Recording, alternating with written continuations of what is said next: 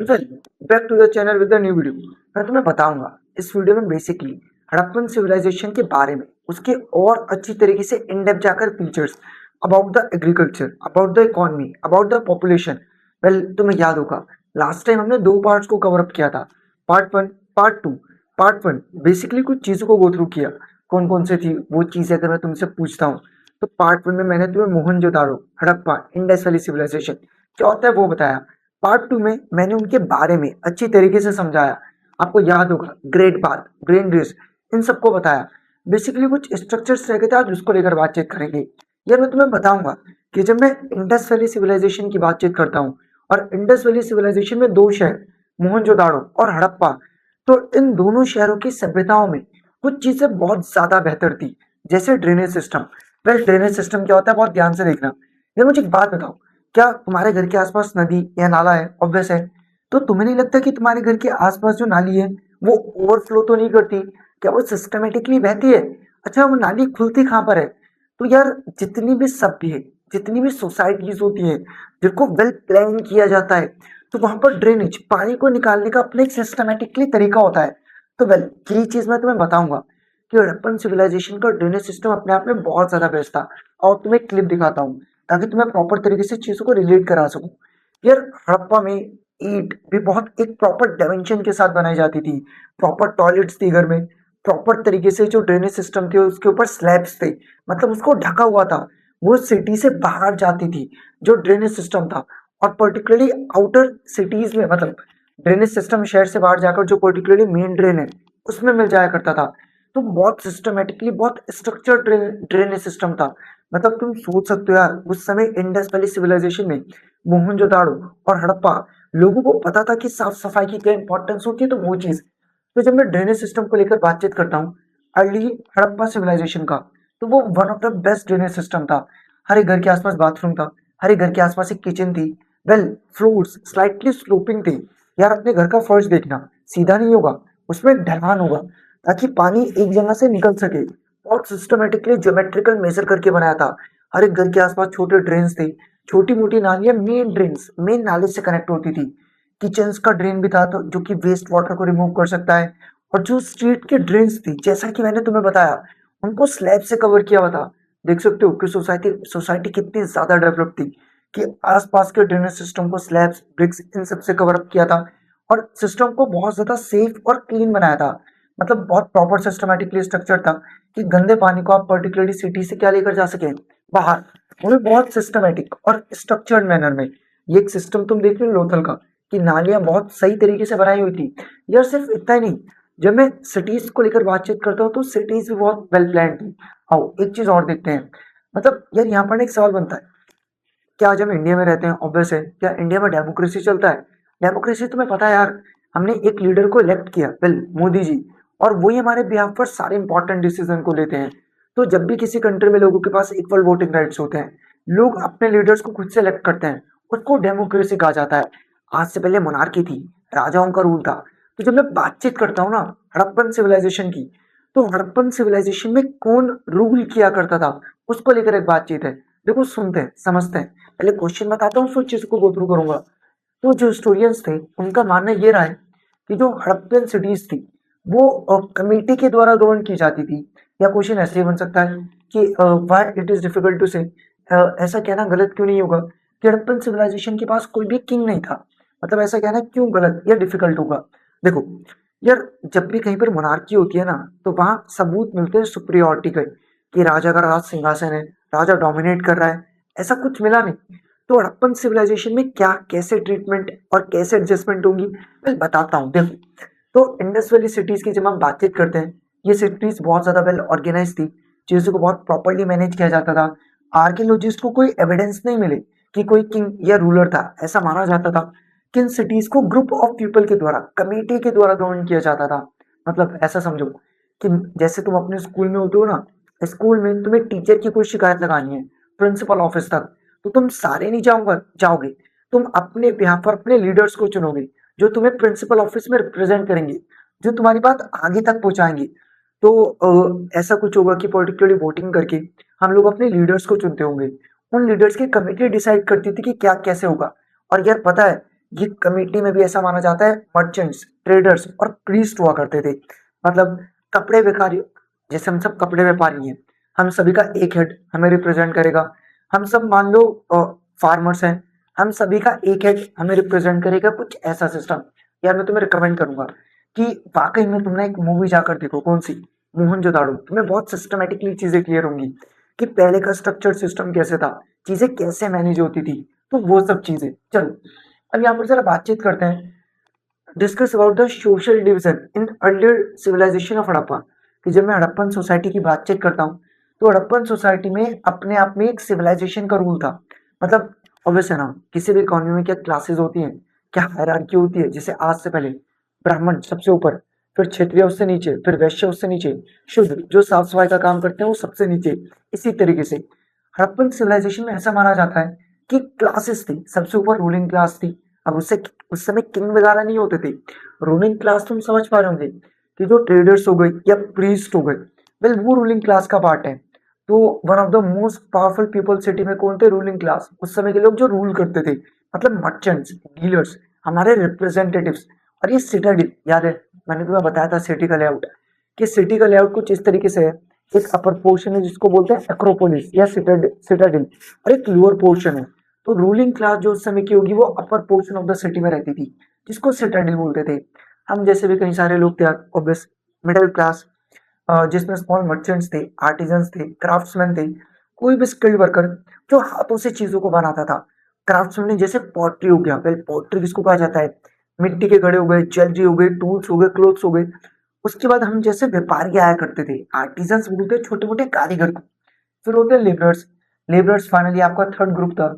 Physical work करते थे, काफी ज्यादा मेहनत करते थे, कंस्ट्रक्शन के लिए घरों को बिल्ड करते थे, गुड्स को क्रिएट करते थे।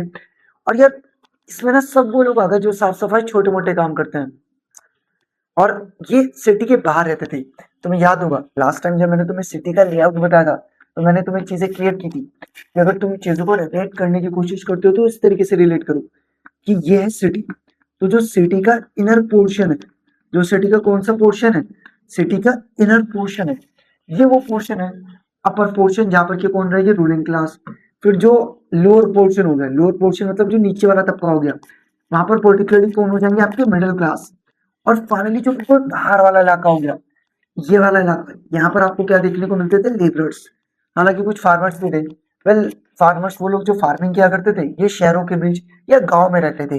वेल तुम्हें पता है, ये खाने पीने की चीजों को उगाकर उनकी सप्लाई किया करते थे। चलो तो अब यार ध्यान से देखते चलना, आज के टॉपिक को लेकर अगर मैं बातचीत करता हूँ, तो आज के टॉपिक में सबसे पहले मैंने तुम्हें ड्रेनेज सिस्टम के बारे में बताया। फिर ड्रेनेज सिस्टम के बाद मैंने तुम्हें प्रॉपर तरीके से बताया कि यहाँ पर राजाओं और रजवाड़ों का रूल नहीं था, हमारी खुद की एक कमेटी थी, हमने खुद लीडर्स को इलेक्ट किया था, और वो हमारे बिहाफ पर डिसीजन लिया करते थे। अब पता है मैंने यहाँ पर कुछ ब्लैंक स्लाइड्स को क्यों छोड़ा है, मैं मोहनजोदाड़ो की मूवी क्लिपिंग्स लगाने वाला था। वेल जहाँ पर मैं तुम्हें दिखाने वाला था कि मीटिंग्स वगैरह किस तरीके से कंडक्ट की जाती है। यार अब अगर मैं इनको यूज करूंगा तो कॉपीराइट इशू आ सकता है। वेल तुम बताना कमेंट सेक्शन में कि अगर मैं आवाज को म्यूट कर कुछ इस तरीके की क्लिपिंग्स को यूज करता हूँ for the purpose of education, क्या कॉपीराइट इशू होगा मेरी वीडियोस पर। वेल अगर होगा तो मैं यूज नहीं करूंगा, वेल अगर नहीं होगा तो मैं यूज करूंगा।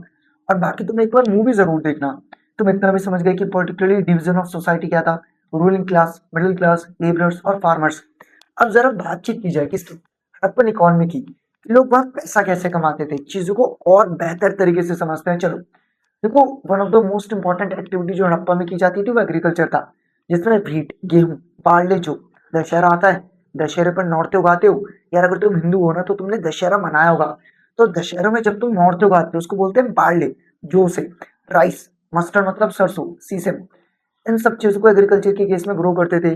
यार हड़प्पन सिविलाइजेशन की population vegetarian as well as non vegetarian भी थी। हमें कुछ प्रूफ्स मिले हैं कि ये लोग meat, fish, eggs, fruits, milk, इन सब चीजों को भी कंज्यूम करते थे। सिर्फ इतना ही नहीं, इन्होंने जानवरों को भी डोमेस्टिकेट किया था, जानवरों को भी पाला था, जिसमें ऑक्सन मतलब बैल, buffaloes, goats, sheep, pigs, cats, dogs, बहुत सारे जानवर थे। उस समय की एक तस्वीर है, अगर तुम देख पाओ तो यहाँ पर कुछ पत्थर पर पेंटिंग्स वगैरह की गई हैं, जिससे कि हम वहाँ की सिविलाइजेशन का थोड़ा बहुत अनुमान लगा सकते हैं। यार इतना ही नहीं, मैं भी ना तुम्हें हड़प्पा की सील्स बताऊंगा। वेल सील्स क्या होती है, मोहर। मोहर क्या होती है, स्कूल जाते हो क्या तुम्हारे स्कूल का अपना एक स्टैंप है, यार मेरा ऑर्गेनाइजेशन का नाम चीता ट्यूटोरियल्स है। तो मैं जब बच्चों को ऑफलाइन पढ़ाता हूँ, जब बच्चा मुझे फी पे करता है, मैं उस पर अपना मार्क मोहर लगा कर देता हूँ। किसकी? चीता ट्यूटोरियल्स की। तो वही चीज मैं तुम्हें बता रहा हूँ। जब मैं ट्रेड को लेकर बातचीत करता हूँ, हड़प्पा के लोग पर्टिकुलरली इंटरनल और एक्सटर्नल दोनों तरीके से ट्रेड करते थे। इंटरनल इंटरनल मतलब within Indus valley civilisation, जैसे कर्नाटका, राजस्थान, कश्मीर। यहाँ पर कुछ हमें प्रूफ्स मिले हैं कि सामान का लेन देन चलता था। यार external trade one of the most important है। अभी मैं तुम्हें मेसोपोटामिया बताऊंगा आगे आने वाली वीडियोस में। तो मेसोपोटामिया जो इराक हो गया, इजिप्टियन सिविलाइजेशन के बारे में बताऊंगा, अफगानिस्तान, इन सब से हमारे ट्रेड लिंक पाए गए हैं। अब ट्रेड लिंक कैसे पाए गए? यार ये मेरी जैकेट है, ये तुम्हारे घर रह जाती है। इसका मतलब क्या है? या तो तुम मेरे घर से आकर जैकेट लेकर गए, या मैं तुम्हारे घर आया और मैंने जैकेट उतारी। अब कौन किसके घर गया वो मैटर नहीं करता, लेकिन कोई तो किसी के घर गया वो मैटर करता है। तो ऐसे सील्स मिली है, तो मैं दिखाऊंगा अभी क्या है। वो चीज को प्रमाण करती है कि कहीं ना कहीं ट्रेड हुए हैं। सील्स क्या है मैं तुम्हें दिखाऊंगा। इंडस वैली सिविलाइजेशन के कुछ सील्स मेसोपोटामिया में मिली। तो क्या ये मात्र इत्तेफाक होगा कि नहीं, कि कुछ लोग इंडस वैली से मेसोपोटामिया गए हैं और वहां पर उनकी सील्स रह गई, और वो उस चीज का प्रमाण है कि दोनों सिविलाइजेशंस के बीच में कुछ लिंक था। या सील्स क्या होता है इन डेप्थ बताऊंगा, बेफिक्र रहना। लोथल तुम्हें याद भी होगा, मैंने कुछ लास्ट वीडियोस में दिखाया था। इंपोर्ट एक्सपोर्ट करने के लिए एक डॉकयार्ड था। डॉकयार्ड मतलब जहाँ से शिप सामान को लोड अनलोड करती थी और रेस्ट ऑफ द नेशंस तक, पुरानी सिविलाइजेशन तक सामान पहुंचाया करती थी। तो जितना भी ओवरसीज ट्रेड था वो बाय सी रूट होता था। लोथल एक जगह का नाम है, सिटी। डॉकयार्ड समझ गए, जहाँ पर जहाजों को लोड अनलोड किया जाता है। शिप्स और बोट्स का यूज करता था। वेट्स एंड मेजर्स के लिए बहुत सिस्टमेटिक तरीके थे। वेल अभी तुम्हें दिखाऊंगा जब एनसीईआरटी की बातचीत करूंगा, नेक्स्ट वीडियोस में रहेगा। बार्टर सिस्टम था। यार ये एक दिक्कत थी। हमने इस चीज को प्रमाणित किया कि इंडस वैली सिविलाइजेशन में कोई करेंसी नहीं थी। लोग गुड्स एंड सर्विसेज के बदले गुड्स एंड सर्विसेज एक्सचेंज किया करते थे। एग्जाम्पल के तौर पर इंडी को बोलते हैं नील। मैं नील का व्यापारी हूँ, तुम गेहूं के व्यापारी हो, तो मैं तुम्हें नील दूंगा और गेहूं ले लूंगा। तो ये सब सिस्टम चला करता था, बहुत अलग सिस्टम था।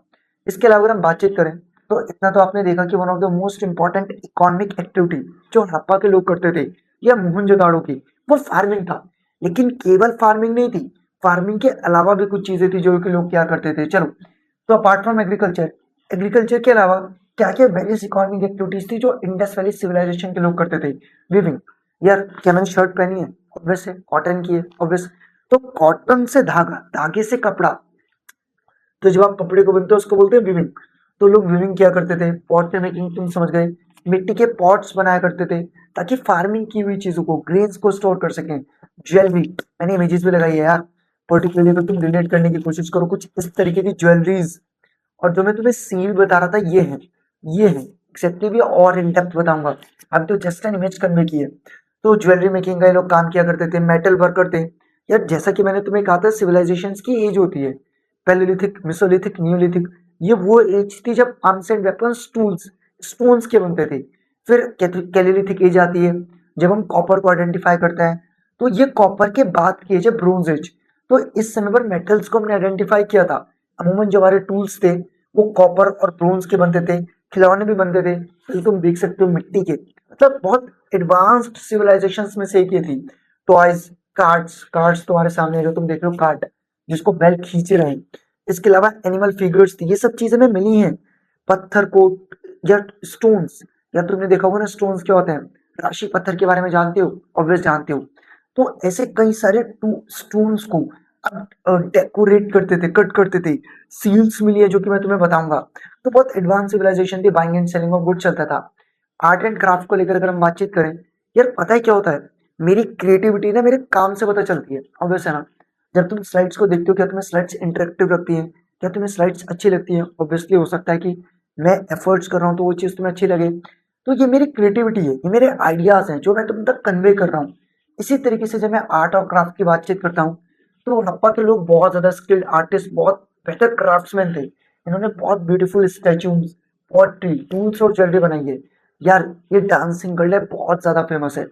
ये आपका प्रीस्ट किंग है मोहनजोदाड़ो की। तो तुम्हें नहीं लगता कि पत्थर को स्कल्प, स्कल्प मतलब समझ गए, एक सिंगल स्टोन को छेनी और हथौड़े से क्या किया गया, इस आकार, इस शेप में डाला गया। तो ऑब्वियसली लोगों के अंदर क्रिएटिविटी तो थी, दिमाग तो थी, आइडियाज तो थे। तो सबसे पहले तो आर्ट एंड क्राफ्ट में आपको स्कल्पचर देखने को मिलता है। मुझे लगता है कि तुम समझ गए स्कल्पचर क्या है। जब पत्थर को हथौड़े से तराशा जाता है किसी भी टाइप ऑफ स्टैचू फिगर में, तो famous bronze statue of a dancing girl, ये मोहनजोदाड़ो में मिला। इसके अलावा एक stone statue of bearded man मिला, जो कि माना जाता है कि उस समय का पुजारी या फिर नोबल मैन रहा होगा। इतना ही नहीं, ये स्टैचूज बताते हैं कि इनका क्राफ्ट कितना ज्यादा एक्सीलेंट था। पोर्ट्री को लेकर अगर मैं बातचीत करता हूँ, बहुत सुंदर सुंदर पॉट्स मिले। कई सारे पॉट्स बहुत स्मूथ, पॉलिश्ड, ग्लेज्ड, मतलब चमकते हुए पेंटेड थे। वेल, इनको डेकोरेट किया होता है एनिमल से, बर्ड से, फ्लोरल मतलब पेड़ पौधों के डिजाइन से। तो वो सब चीजें, टूल्स एंड वेपन्स बहुत कुछ मिला। एक्स एक्स मतलब कुल्हाड़ी मिली। सॉज मतलब अगर तुम रिलेट करने की कोशिश करो यार, यहाँ तुम इमेज देख पा रहे होंगे। सॉज अ टाइप ऑफ, कोई भी नुकीली चीज को बोल सकते हैं आप। नाइफ्स मतलब चाकू। स्पीयर मतलब एक तरीके से भाला। जानते हो नीरज चोपड़ा के बारे में? नहीं, इससे बात करते हो यार, उसने कितना कुछ इंडिया के लिए अचीव किया। तो स्पीयर मतलब किसी भी नुकीली चीज को बोलते हैं, जैसे कि त्रिशूल, भगवान शिव शंकर का हथियार। और अधिकतर ये जो टूल्स थे वो किसके बने रहते थे? कॉपर और ब्रोंज की। सिर्फ इतना ही नहीं यार, और भी बहुत सारे क्राफ्ट थे। स्पिनिंग स्पिनिंग मतलब गांधी जी का चरखा देखा है? ऑब्वियस, कुछ इस तरीके के स्ट्रक्चर्स मिले। ब्रिक लेन, मैंने तुम्हें कहा था यार, इनके ईंट का भी अपना स्ट्रक्चर साइज था। और ईंट भी बेक थी। यार जो तुम्हारा घर है ना, वो पक्की ईंट का बना है। एक्चुअली में ईंट को बेक, भट्टी में बेक किया जाता है, तब जाकर वो ईंट मजबूत बनती है। तो ब्रिक लेन थी, बहुत पक्के घर थे। और 2 मंजिला घर हुआ करते थे, डबल स्टोरी। देख लो कितना एडवांस्ड है। बोट मेकिंग के में सिस्टम मिले। सील मेकिंग में तुम्हें बार बार जिक्र कर रहा हूँ, एक्जेक्टली क्या बताऊंगा। टेराकोटा बहुत ध्यान से देखना यार। दिवाली मनाई है कभी? ऑब्वियसली मनाई होगी। तो दिवाली में जो दिया कच्चा होता है, जब उस दिए को आप भट्टी में बेक करते हैं, तब जाकर वो दिया कैसा बनता है? पक्का। तो उसको बोलते हैं टेराकोटा। तो टॉयज, फिगरेंस, पॉटरीज को, क्ले को बेक किया। मतलब इनको पता था यार भट्टी में क्ले को बेक कैसे करके पक्का कैसे करना है। इतना ही नहीं, ज्वेलरीज थी इनके पास, गोल्ड, सिल्वर, प्रीशियस स्टोन्स थे। सीशल्स, मुझे लगता है कि तुम रिलेट कर पाओगे, मैं आगे तुम्हें दिखाऊंगा भी, है ना। सीशल्स, पानी के अंदर तुमने शंख या सीप देखे होंगे, इनको कॉरीज भी कहा जाता है। इमेजेस में तुम देख सकते हो। बीट्स, बहुत सारी चीजें थी। तो in short, art and craft को लेकर बहुत ज्यादा एडवांस सिविलाइजेशन थी, बहुत ज्यादा एडवांस। चलो एक बार करते हैं जरा बातचीत, हड़प्पन सील्स को लेकर बातचीत करते हैं, उसके फीचर्स को समझते हैं। लगभग टोटल 2000 सील्स थी जो कि डिस्कवर की गई आर्कियोलॉजिस्ट के द्वारा, वो लोग जो कि चीजों को स्टडी करते हैं। बहुत सारी सील्स स्क्वायर शेप में थी, देखो तुम्हें दिखाता हूँ यार। ये वो सील्स है जिनको आइडेंटिफाई किया था। जब तुम बहुत प्रॉपर तरीके से रिलेट करते हो, अब ये लिखा क्या है सिंधी भाषा में ये तो हमें नहीं पता, क्योंकि उसको हम डिकोड नहीं कर पाए, लेकिन तुम जानवर को देख सकते हो। एलिफेंट, टाइगर, कई तरीके के जानवर को क्रिएट किया। मतलब कुछ टोटल इतनी वैरायटी ऑफ सील्स थी। मतलब तुम देख सकते हो, बुफेलो हो गया, ये गोट हो गया, ये राइनोसोरस हो गया, ये टाइगर हो गया, ये यूनिकॉर्न हो गया। यूनिकॉर्न एक सफेद जानवर होता है जिसका अपना एक सीधा सींग होता है। तो यहाँ तुम देख सकते हो कितनी सारी सील्स हमें मिली है। अब यार ये सील ठीक है, एक्चुअली बहुत ध्यान से देखना। या तुम स्कूल में जाते हो, क्या तुम्हारे पास अपना एक आई कार्ड है? ऑब्वियस, क्या वो तुम्हारी आइडेंटिटी है? बिल्कुल यार। इसी तरीके से मैं व्यापारी हूँ, तो ऐसा होगा प्रोबेबली कि कपड़ा व्यापारी के पास अपनी एक सील होगी, जो आपके कहीं ना कहीं कपड़ा व्यापारी के बाद फार्मर्स उनके पास अपनी एक सील रही होगी। तो वो चीज है। तो जब मैं हड़प्पन सील को लेकर बातचीत करता हूँ, तो तुम समझ गए। तो ये सील क्या होती है? और ये सील सोप स्टोन की बनी थी, जिसको स्टेटाइट बोलते हैं। अब सोप स्टोन क्या होता है? यार मुझे एक बात बताओ, क्ले देखिए तुमने कभी? क्ले, अगर क्या मुल्तानी मिट्टी है, मुल्तानी मिट्टी को अगर मैं पानी में घोलता हूँ, क्या वो घुल जाएगी? ऑब्वियस है। तो कुछ ऐसा ही मटेरियल जो कि डिजोल्व हो सके, उसको कहा हुआ है। देख रहे हो, जैसे कभी साबुन देखना, साबुन में तुम इस तरीके से बहुत इजिली कार्विंग कर सकते हो, ठीक है, सॉफ्ट स्ट्रक्चर होता है। तो उसी को पर्टिकुलरली क्या बोलते थे हम लोग? Soap stone. सील्स में जैसे कि मैंने तुम्हें बताया, मैं कुछ पिक्चर्स मिली। यार इंडस वैली सिविलाइजेशन में जो भाषा भाषा थी वो सिंधी भाषा थी। हम उसे अभी तक डिकोड नहीं कर पाए। काश उसे डिकोड कर पाते तो बहुत कुछ हमें सिविलाइजेशन के बारे में पता चल सकता था। तो पिक्चर्स ऑफ सील में यूनिकॉर्न था, बुफेलो था, टाइगर था, एलिफेंट थी, गोट था। तो ये बेसिक बेसिक चीज हमें देखने को मिली। सील्स को लेकर अगर मैं बातचीत करता हूँ, सील्स पे बहुत शॉर्ट इंस्क्रिप्शन है, मतलब बहुत छोटी छोटी चीजें लिखी हुई हैं। और इस राइटिंग को मैंने बताया भी, हड़प्पन स्क्रिप्ट कहा जाता है। और इसको अभी तक रिसीव नहीं किया गया, सिंधी भाषा भी है एक्चुअली में, जिसका मतलब है स्कॉलर्स अभी तक इस भाषा को समझ ही नहीं पाए। तो सील्स पर लिखा क्या है वो तो हमें नहीं पता चल रहा है। बस पर्टिकुलरली हम रिलेट कर सकते हैं। ये सील्स क्यों और कैसे यूज की जाती थी, अगर मैं इनकी यूज को लेकर बातचीत करूं, तो जैसे मैंने बताया कि डीलर्स हो गए, जब वो ट्रेड्स में डील करते थे अपनी आइडेंटिटी को रिवील करने के लिए। यार ऑब्वियस है ना, मैं आर्मी ऑफिसर हूँ, तो मेरे पास क्या आइडेंटिटी कार्ड होना चाहिए कि मैं तुम्हें प्रूव कर सकूं, या मैं तुम्हारा चालान काटता हूँ, वेल मैं एक ट्रैफिक कॉप हूँ, तो क्या मेरे पास कुछ आइडेंटिटी हो, तो वो चीज। तो सेल्स एक तरीके से आइडेंटिटी थी, सिंबल थी। ये क्लूज देती थी हमें उस समय के रिलीजियस बिलीफ्स के बारे में भी, और हड़प्पन के पीपल के बारे में भी बताती थी कि कहीं ना कहीं उन्होंने जानवर और सिंबल्स के बारे में बहुत यूज किया होगा। यार जरा मैं तुम्हें इनके देवी देवताओं के बारे में बताता हूँ। देखो, जब हमने इंडस वैली सिविलाइजेशन की बातचीत की, हमें यहाँ मंदिर वगैरह तो नहीं मिले। हम ये मानकर चलते हैं कि लोग नेचर की वर्शिप किया करते थे। नेचर मतलब समझते हो, जैसे पीपल का पेड़, यार हिंदू धर्म में भी तो गौ माता हो गया, वेल गौ माता के साथ साथ पीपल का पेड़ हो गया, गंगा, इन सब की पूजा करते हैं, शिवलिंग की। इसी तरीके से ये लोग भी नेचर की पूजा किया करते थे। हालांकि हमें एक बात समझ में आई कि इनके सीन में हमें एक देवता मिले, पशुपतिनाथ। या भगवान शिव शंकर को भी पशुपतिनाथ कहा जाता है। तो इसका मतलब ये लोग भी भगवान शिव शंकर की पूजा किया करते थे। अवतार अलग था, रूप अलग था, लेकिन थे भगवान शिव शंकर। तो पशुपतिनाथ सील मिली। तुम देख सकते हो यहाँ पे tiger, elephant, well buffalo, rhinoceros. तो कई सारे जानवर हैं जो कि तुम्हारे स्क्रीन पर तुम्हें क्लियरली विजिबल होंगे। तो ऐसा माना जाता है कि कोई मंदिर मस्जिद तो नहीं मिला, लेकिन हाँ ये लोग कहीं ना कहीं पर्टिकुलरली मदर गॉडेस, सिंधी माँ, समझ गए, जैसे भारत की भूमि की जय, तो इनकी सिंधु माँ थी। तो ऐसा माना जाता है कि पर्टिकुलरली ये नेचर की ही पूजा किया करते थे। तो क्वेश्चन बन सकता है एग्जाम में कि कौन कौन से रिलीजियस सेंटिमेंट्स थे जिसको लेकर इंडस वैली सिविलाइजेशन के लोग वर्शिप किया करते थे। तो हड़प्पन के लोग ट्रीज, एनिमल्स, इन्हीं सब चीजों की पूजा करते थे, नेचर की। ट्री वर्शिप में एक तरीके से आपका पीपल का पेड़ हो गया, उसकी पूजा कर ली, जैसा आज भी हम लोग करते हैं। मदर गॉडेस, मतलब कई सारे क्ले स्टैचूज मिले हैं जैसा कि तुम देख रहे हो सिंधी माँ के। एक्चुअली में ये चीजें एग्जिस्ट नहीं करती, एक रूप दिया गया।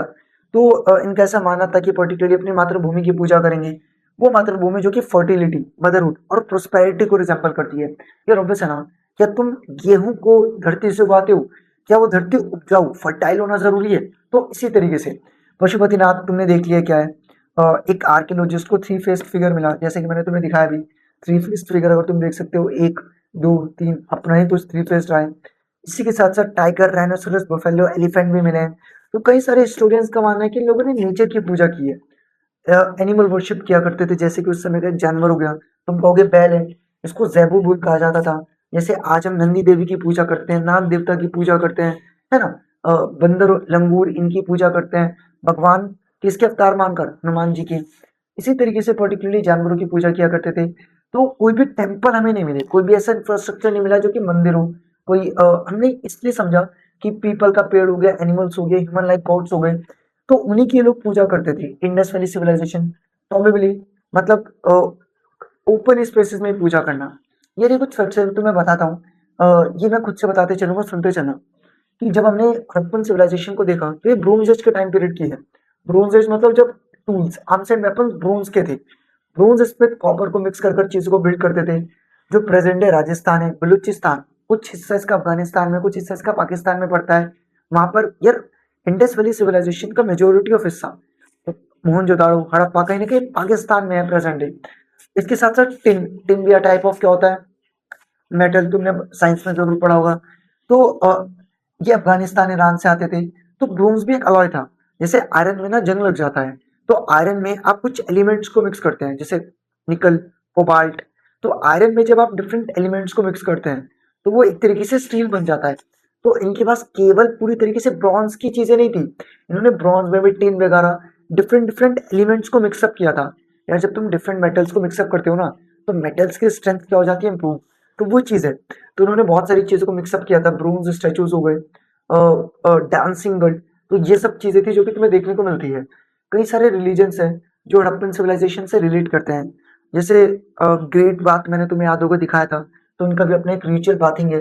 ये भी मदर गॉडेस की पूजा करते हैं, पीपल का पेड़, पशुपतिनाथ, भगवान शिव शंकर। तो ऐसा ही कुछ चीजें हैं। तो मॉडर्न हिंदू रिलीजन जो है और उस समय का जो हड़प्पा था, उसके बीच में हमें बहुत सारी सिमिलैरिटीज देखने को मिली। चलो एक लास्ट टॉपिक के साथ इस टॉपिक को एंड करते हैं। यार इस सिविलाइजेशन का दी एंड कैसे हुआ, देखो पहले वीडियो क्लिपिंग देखना। यार प्रोबेबली बहुत सारे रीजन हो सकते हैं। कुछ लोगों का मानना था कि इंडस वैली सिविलाइजेशन के आसपास एक नदी बहती थी, सिंधु। सिंधु नदी सूख गई, या सिंधु नदी ने अपना, सिंधु नदी को सरस्वती नदी भी कहा जाता है, अपना रास्ता बदल लिया, सूखा पड़ गया, या कोई इन्फेक्शन फैल गया, या बाढ़ आ गई। कोई भी प्रोबेबली रीजन हो सकता है, बाढ़ आना, सूखा पड़ना। और ये लोग इंडस वैली सिविलाइजेशन से किसके किनारे शिफ्ट हो गए? गंगा नदी के किनारे। तो ऐसा माना जाता है कि अगर तुम रिलेट करो तो मैं क्या बोलने की कोशिश कर रहा हूँ, तो मैं यही बोलने की तुम्हें कोशिश कर रहा हूँ कि पर्टिकुलरली जो ये आपका हिस्सा था, इस हिस्से में इंडस वैली सिविलाइजेशन में या तो इंडस वैली नदी ओवरफ्लो हो गई, या इस नदी ने अपना रास्ता बदल लिया, या कोई महामारी फैल गई, और ये सभी लोग किस नदी के किनारे शिफ्ट हो गए? गंगा नदी के किनारे। और देखते ही देखते ये इंडस वैली सिविलाइजेशन पूरी तरीके से क्या हो गई? समाप्त। समझ गए? चलो तो एक बार देखते ही चलते हैं कि किन कारणों के चलते आपकी सिविलाइजेशन डिक्लाइन हुई। तो स्टोरियंस को एक्चुअल कॉज तो नहीं पता, गेस किया जाता है। कुछ राइटर्स ऐसा बोलते हैं कि पर्टिकुलरली इन्वेडर्स आर्यंस आ गए थे, मैंने तुम्हें बताया भी था।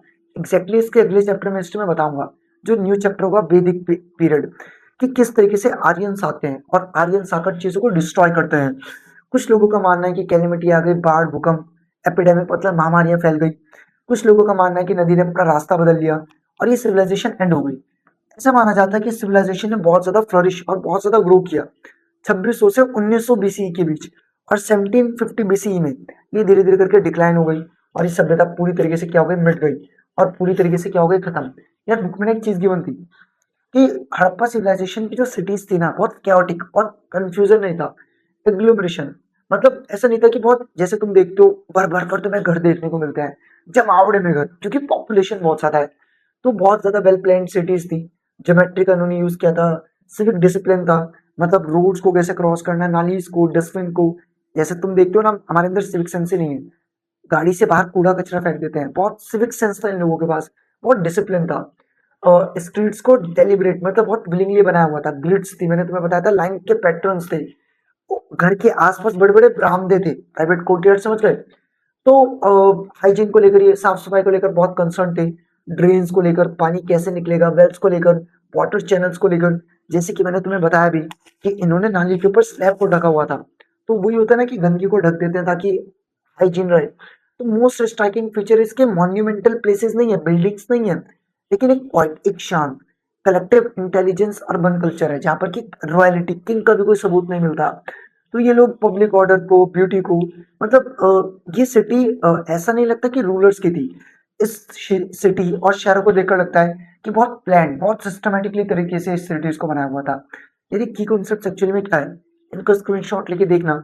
जो हमने पूरे चैप्टर में किया ना, चैप्टर के एंड तक बस कंक्लूजन है। चलो, तो इसी के साथ मुझे लगता है कि मैंने तुम्हें बहुत प्रॉपर तरीके से क्लियर किया है क्या, इंडस वैली सिविलाइजेशन। अब यार इंडस वैली सिविलाइजेशन को एक बार हम एनसीईआरटी से लेकर जाएंगे, और इंडस वैली सिविलाइजेशन को एनसीईआरटी से लेकर जाने के बाद जो भी कुछ छोटे मोटे रिमेनिंग टॉपिक्स हैं, उनको फाइनली हम क्या करेंगे? दी एंड।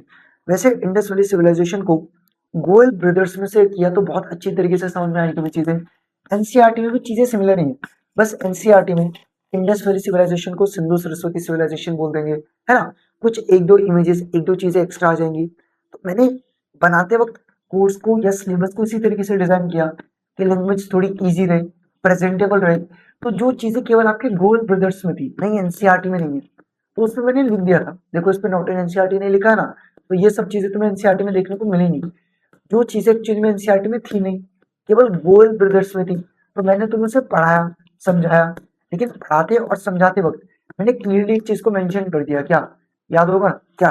Not in NCERT. तो इतना तुम्हें क्लियर कि जिन चीजों पर मैंने नॉट इन एनसीईआरटी लिखा है, एक्चुअल में वो एनसीईआरटी में नहीं है ना?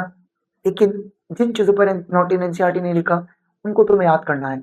तो जिन पर नॉट इन एनसीईआरटी लिखा है उन्हें समझकर छोड़ दो, जिन पर नॉट इन एनसीईआरटी नहीं लिखा है, वेल वो एनसीईआरटी का भी करिकुलम का पार्ट है, तो उनको प्रॉपर तरीके से करो।